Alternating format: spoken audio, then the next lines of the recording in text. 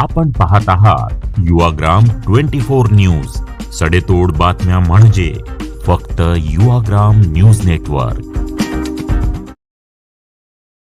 विशाल पाटलांनी लोकसभा निवडणूक लढवण्यासाठी काँग्रेस कार्यकर्ते आता आक्रमक झाले असून कार्यकर्त्यांनी स्वतःच्या रक्तांनी पत्र लिहिले।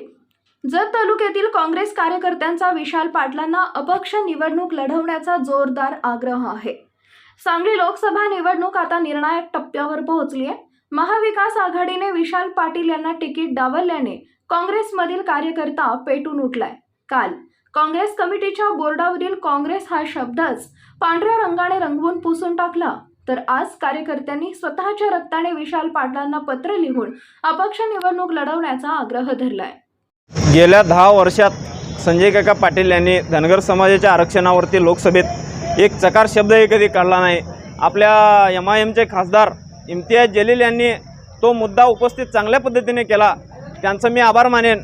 मी यासाठी रक्ताचं पत्र घेऊन विशालदादांना देण्यासाठी इथं आलेलो आहे।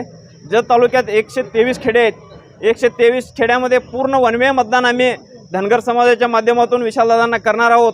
दादा, तुम्ही फक्त लढा, तुम्हाला पक्षातून मिळू दे किंवा अपक्ष मिळू दे, आम्ही तुमच्या पाठीशी आहोत हे सांगण्याकरता इथं आलेलो आहे। आज काही कार्यकर्त्यांनी उभा राहावं ह्या मागणीसाठी रक्ताची पत्रसुद्धा दिली।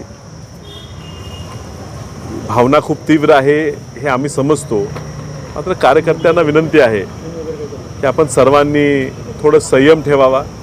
मी पूर्वी सांगितलं की श्रद्धा आणि सबुरी, पक्षाबद्दल आपलं प्रेम कायम ठेवावा। किती जरी त्रास झाला, किती जरी आपल्याला अन्याय झाला असं वाटलं तरी काँग्रेस पक्षच पुढे देश वाचू शकेल हे विसरून कार्यकर्त्यांनी चालणार।